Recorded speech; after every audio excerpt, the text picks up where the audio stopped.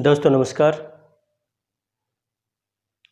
हम पढ़ रहे थे धर्मवीर भारती द्वारा रचित ठेले पर हिमालय।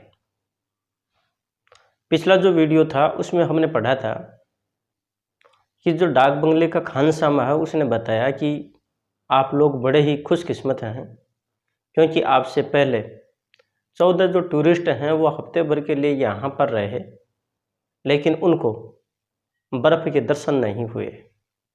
उसी क्रम में जो बात है हम आगे पढ़ते चले जा रहे हैं। यहाँ पर जो लेखक है वो कह रहा है कि सामान रख दिया गया, पर सभी बिना चाय पिए सामने के बरामदे में बैठे रहे और एकटक सामने देखते रहे। बादल धीरे धीरे नीचे उतरते रहे थे और एक एक कर नए नए शिखरों की हिमरेखाएं अनावृत हो रही थी और फिर सब खुल गया।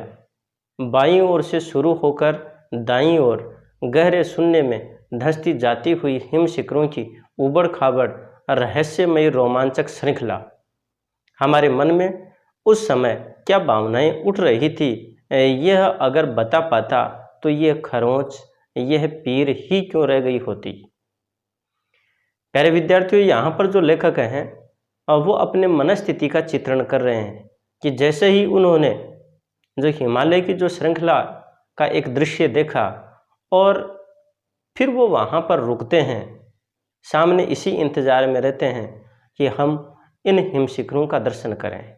और होता भी ऐसा ही है कि वो लोग सभी बैठते हैं, चाय पी रहे होते हैं, बरामदे में बैठे हुए हैं, सामने के दृश्यों को देख रहे हैं। बादल जो हैं वो भी धीरे धीरे उतर रहे थे, यानी कि मौसम खुला हो रहा था और ये जो हिम शिखर हैं उनकी जो रेखाएं हैं वो भी अनावृत हो रही थी, अर्थात जो बादल हैं वो दूसरी तरफ जा रहे थे। आकाश है वो खुला हो रहा था और उस बर्फ़ के दर्शन उन्हें हो रहे थे। लेखक यहाँ पर ये कह रहा है कि बाईं ओर से शुरू होकर दाईं ओर गहरे शून्य में धंसती जाती हुई हिमशिखरों की उबड़ खाबड़ रहस्यमयी और रोमांचक श्रृंखला।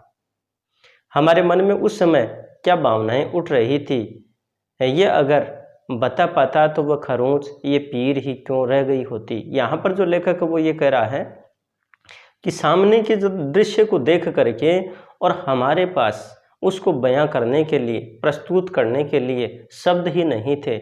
हम तो एक तरह से निशब्द हो गए, निरुत्तर हो गए थे, क्योंकि सामने का जो दृश्य था वो बहुत ही सुंदर था, बड़ा ही विहंगम था। उसी क्रम में आगे देखिएगा, लेखक कह रहा है कि सिर्फ एक धुंधला सा संवेदन इसका अवश्य था कि जैसे बर्फ की शील के सामने खड़े होने पर मुंह पर ठंडी ठंडी भाप लगती है, वैसे ही हिमालय की शीतलता माथे को छू रही है और सारे संघर्ष, सारे अंतर्द्वंद्व, सारे ताप जैसे नष्ट हो रहे हैं।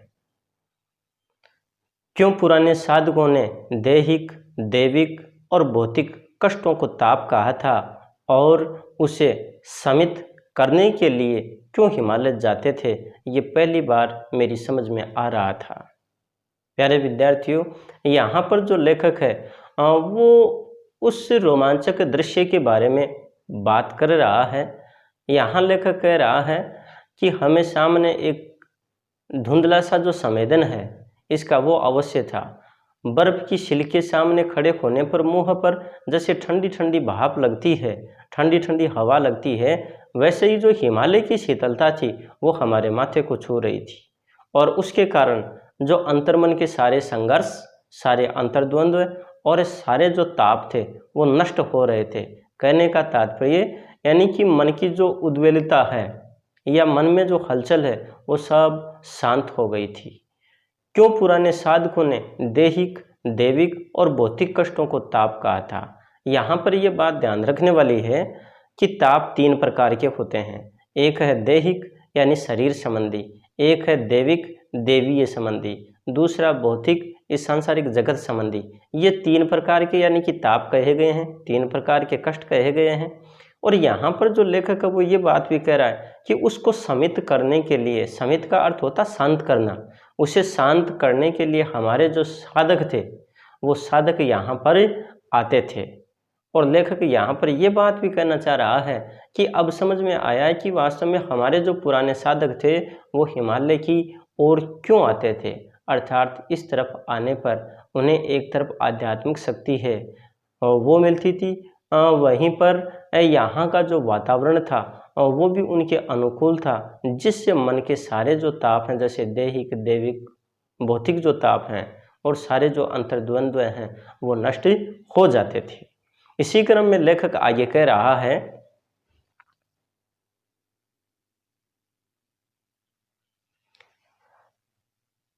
और अकस्मात एक दूसरा तथ्य मेरे मन के एक क्षितिज पर उदित हुआ। कितनी कितनी पुरानी है ये हिमराशि, जाने किस आदिम काल से ये शाश्वत अविनाशी हिम इन शिखरों पर जमा हुआ है। कुछ विदेशियों ने इसलिए हिमालय की इस बर्फ को कहा है चिरंतन हिम, एटर्नल स्नो। सूरज ढल रहा था और सुदूर शिखरों पर दर्रे, ग्लेशियर, ढाल, गाठियों का क्षीण आभास मिलने लगा था।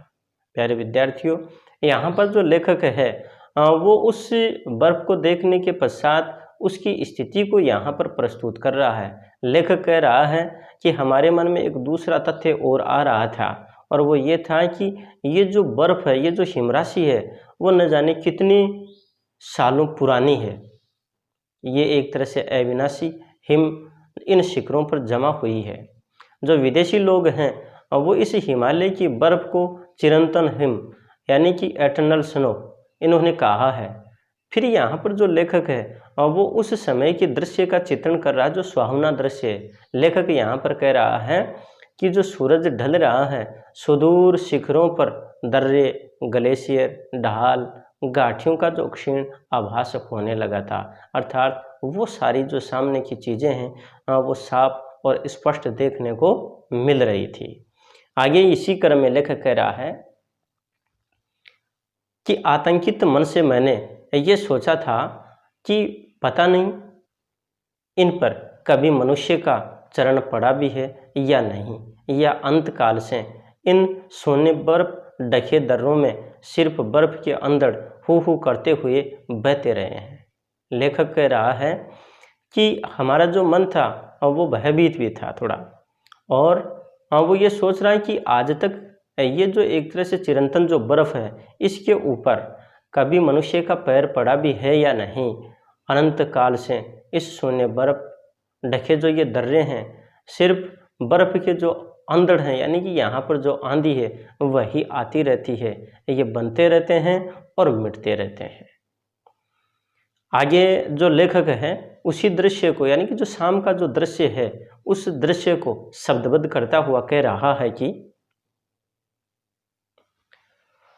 सूरज डूबने लगा और धीरे धीरे ग्लेशियरों में पिघली केसर बहने लगी, बर्फ कमल के लाल फूलों में बदलने लगी, गाठियाँ गहरी पीली हो गई, अंधेरा होने लगा। तो हम उठे और मुँह हाथ धोने और चाय पीने में लगे, पर सब चुपचाप थे, गुमसुम, जैसे सब कुछ छिन गया हो, या शायद सबको कुछ ऐसा मिल गया हो जिसे अंदर ही अंदर सहेजने में सब आत्मलीन हो या अपने में डूब गए हों। यहाँ लेखक शाम का जो समय है उसका चित्रण कर रहा है, और बहुत सुंदर ढंग से इन्होंने चित्रण किया है कि जब सूरज डूबने लगा तो ये जो ग्लेशियरों की जो बर्फ़ है अब वो पिघलने लगी। यहाँ पर जो बात है कि पिघली केसर बहने लगी, तो पिघली केसर बहने का जो तात्पर्य है वो तात्पर्य यहाँ पर ये है कि जैसे ही शाम के समय सूर्य की किरणें उस बर्फ पर पड़ी तो उनका जो रंग है, यानी कि सूर्य की किरणों के बर्फ पर गिरने के कारण जो उसका रंग है वो केसर की भांति लगने लगा। लेखक आगे कहता है कि बर्फ कमल के लाल फूलों में बदलने लगी, अर्थात उसका जो रंग रूप है ऐसा लगने लगा, गाठियाँ गहरी पीली हो गई, अंधेरा होने लगा। तो हम उठे और हाथ मुँह धोने और चाय पीने लगे, पर सब चुपचाप थे, गुमसुम थे, जैसे सबका कुछ छिन गया हो, या शायद सबको कुछ ऐसा मिल गया हो जिसे अंदर ही अंदर सहेजने में सब आत्मलीन या अपने में डूब गए हों। कहने का मतलब वहाँ पर सभी उस दृश्य को देख करके भावमग्न हो गए और अपने भीतर ही भीतर एक चिंतन में लीन हो गए। आगे वाले क्रम में बात यहाँ पर लेखक कह रहा है कि थोड़ी देर में चांद निकला और हम फिर बाहर निकले। इस बार सब शांत था, जैसे हिम सो रहा हो। मैं थोड़ा अलग आराम कुर्सी खींचकर बैठ गया। यह मेरा मन इतना कल्पनाहीन क्यों हो गया है? इसी हिमालय को देखकर किसने क्या क्या नहीं लिखा। और यह मेरा मन है कि एक कविता तो दूर, एक पंक्ति, हाय एक शब्द भी तो नहीं जानता। पर कुछ नहीं, ये सब कितना छोटा लग रहा है और इस हिम सम्राट के समक्ष। पर धीरे धीरे लगा कि मन के अंदर भी बादल थे जो छट रहे हैं। प्यारे विद्यार्थियों, यहाँ पर जो लेखक है वो रात के दृश्य की बात कर रहा है। रात के दृश्य के साथ अपने मन के बारे में भी बात कर रहा है। जो अपने मन की जो स्थिति है उसके बारे में भी लेखक अपने विचारों को प्रस्तुत कर रहा है। लेखक कह रहा है कि थोड़ी देर में चांद निकला और हम फिर बाहर निकले। इस बार सब शांत था, जैसे कि बर्फ सो रहा हो, और हम एक अलग आराम कुर्सी खींच करके बैठ गए। और ये मेरा जो मन था वो कल्पनाहीन क्यों हो गया? लेखक अपने आप से प्रश्न कर रहा है कि आज जो उसकी कल्पना शक्ति है उसको क्या हो गया है। इसी हिमालय को देखकर किसने क्या क्या नहीं लिखा, और ये मेरा मन है कि एक कविता तो दूर, एक पंक्ति है, एक शब्द भी तो नहीं जानता। यानी कि उस समय वो इतने मंत्रमुग्ध हो गए थे कि वो अपनी जो कल्पना शक्ति है वो उनके काम नहीं आ रही थी, न ही उसके बारे में कुछ लिखने की स्थिति में थे। लेखक कह रहा है कि पर कुछ नहीं, ये सब कितना छोटा है इस हिम सम्राट के समक्ष। पर धीरे धीरे लगा कि मन के अंदर भी बादल थे जो छट रहे हैं, अर्थात मन के भीतर भी एक तरह से जो वैचारिक बादलों की गठा छाई हुई थी और वो जो परत है वो भी धीरे धीरे दूर हो रही थी। लेखक इसी क्रम में आगे कह रहा है कि कुछ ऐसा उभर रहा है जो इन शिखरों की ही प्रकृति का है, कुछ ऐसा जो इसी ऊंचाई पर उठने की चेष्टा कर रहा है ताकि इनसे इन्हीं के स्तर पर मिल सके। लगा ये हिमालय बड़े बाही की तरह ऊपर चढ़ गया है और मुझे छोटे बाही को नीचे खड़ा कुंठित और लज्जित देखकर थोड़ा उत्साहित भी हो रहा है। स्नेह भरी चुनौती भी दे रहा है, हिम्मत है ऊंचे उठोगे। लेखक इसी क्रम में इस बात को पेश कर रहा है कि ये शिखरों की जो प्रकृति है वो भी कुछ इसी तरह की है। अंतर्मन में कुछ उनके उभर रहा था और लेखक कह रहा है कि कुछ ऐसा जो इसी ऊंचाई पर उठने की चेष्टा कर रहा हो, यानी जो मन है वो भी उच्च आकांक्षाओं को प्राप्त करने का प्रयास कर रहा है ताकि ऐसा ही स्तर मिल सके। जो हिमालय है वह बड़े बाही की तरह ऊपर चढ़ गया और जो लेखक यानी वो छोटे बाही को नीचे खड़ा हुआ कुंठित और लज्जित देखकर थोड़ा उत्साहित भी कर रहा है, स्नेह भरी चुनौती भी दे रहा है, हिम्मत है ऊंचे उठोगे। अर्थात हमें वैचारिक दृष्टि से, चिंतन की दृष्टि से, हमें विचारों की दृष्टि से ऊपर उठना चाहिए।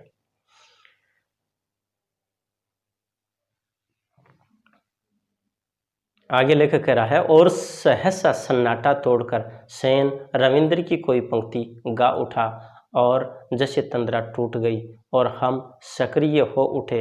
अदम्य शक्ति, उल्लास, आनंद जैसे हम में छलक पड़ रहा। सबसे अधिक खुश था सेन, बच्चों की तरह चंचल, चिड़ियों की तरह चहकता हुआ।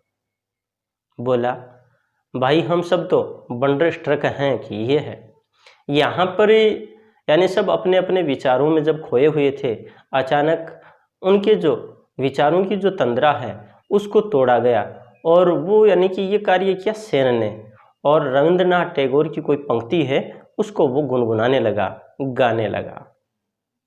और सभी जो लोग थे वो वापस सक्रिय हो गए। अदम्य शक्ति, उल्लास, आनंद वो उनके भीतर भर गया था। और सबसे ज़्यादा खुशी जो थी वो यहाँ पर लेखक सेन के बारे में बता रहा है कि सेन को थी। वह बच्चों की तरह मचलने लगा, चंचल था, चिड़ियों की तरह चहकने लगा। और वो ये कह रहा है कि भाई साहब हम तो एक तरह से बंडरस्ट्रक हैं। आगे देखिएगा।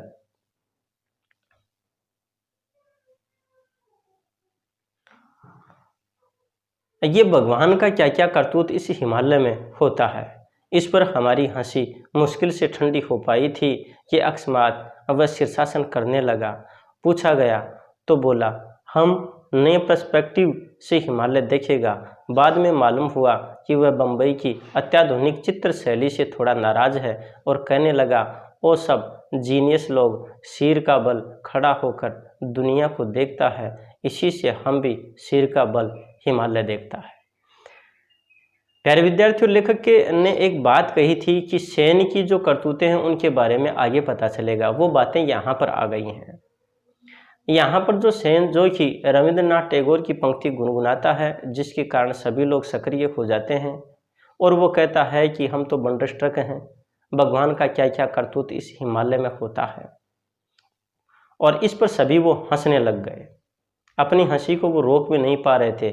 और अचानक जो सेन है वो शीर्षासन करने लगता है। जब उससे पूछा गया तो वो कहते हैं कि हम नए पर्सपेक्टिव से हिमालय देखेगा, हम नए ढंग से इस हिमालय को देखेगा। और बाद में पता चलता है कि जो सेन है वो बम्बई की जो चित्र शैली है, जिसमें अब जो नयापन लेकर के जो लोग चित्रकारी कर रहे हैं, उससे वह बहुत ज़्यादा नाराज रहता है। तब वह कहता है कि वो सब लोग, यानी कि बम्बई के जो सभी जितने जो लोग हैं, जीनियस हैं, बड़े प्रतिभाशाली हैं, वो सिर के बल खड़े होकर के और फिर दुनिया को देखते हैं, उल्टे होकर के वो दुनिया को देखते हैं। तो यहाँ पर उसी व्यंग्यात्मक रूप में वह भी यही बात कहता है कि हम भी सिर के बल इस हिमालय को देखता है। और उसी क्रम में दूसरे दिन गाठी में उतरकर 12 मील चलकर हम बैजनाथ पहुँचे, जहाँ गोमती बहती है। गोमती की उज्जवल जलराशि में हिमालय की बर्फीली चोटियों की छाया तैर रही थी। पता नहीं उन शिखरों पर कब पहुँचूं, पर उस जल में तैरते हुए हिमालय से जी भरकर भेंटा उसमें डूबा रहा।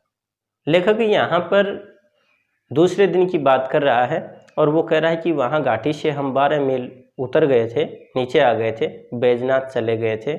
और जो गोमती नदी है उसकी जो उज्जवल जलराशि है और जिसमें हिमालय की जो बर्फीली चोटियाँ छाया के रूप में दिखाई देती हैं, यहाँ लेखक यही बात कर रहा है कि पता नहीं उन शिखरों पर कब पहुँचूं, पर उस जल में तैरते हुए हिमालय से जी भरकर भेंटा अर्थात मुलाकात की, उसी में डूबा रहा, उसी के विचारों में वो लीन रहा।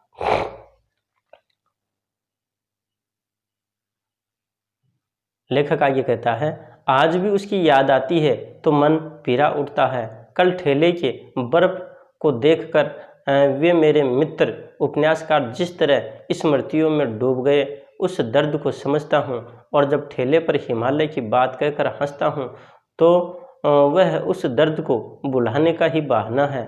वे बर्फ़ की ऊंचाइयाँ बार बार बुलाती हैं और हम हैं कि चौराहों पर खड़े ठेले पर लदकर निकलने वाली बर्फ़ को ही देखकर मन बहला लेते हैं।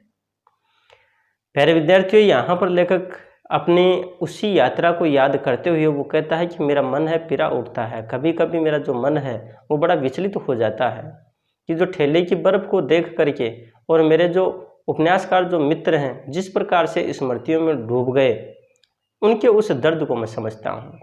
और जब ठेले पर हिमालय की बात कहकर हंसता हूँ तो उस दर्द को भुलाने का ही एक तरह का बहाना है। वे बर्फ़ की ऊंचाइयां बार बार बुलाती हैं और हम चौराहों पर खड़े ठेले पर लदकर निकलने वाली बर्फ़ को ही देखकर मन बहलाते हैं। कहने का तात्पर्य है कि हम नज़दीक से जाकर के और उस हिमालय की बर्फ़ को देखने का प्रयास नहीं करते, जो कि हमें ऐसा करना चाहिए।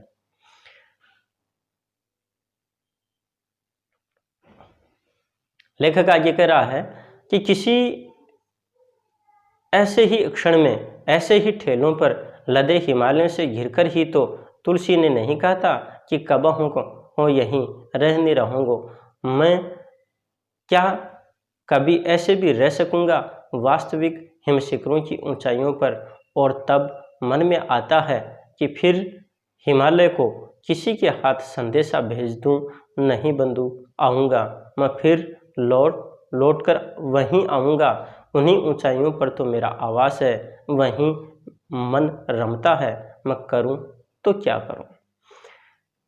लेखक अपनी मन स्थिति का चित्रण करते हुए यहाँ पर कह रहा है कि किसी ऐसे ही क्षण में, ऐसे ही ठेलों पर लदे हिमालयों से घिरकर ही तो तुलसी ने नहीं कहा था कि कबहू का हाँ यही रहने रहूँगा, कि मैं कब तक यहाँ इसी रूप में रहूँगा, मैं क्या कभी ऐसे भी रह सकूँगा वास्तविक हिमशिखरों की ऊंचाइयों पर, कि वहाँ पर कभी वापस फिर क्या जा पाऊँगा।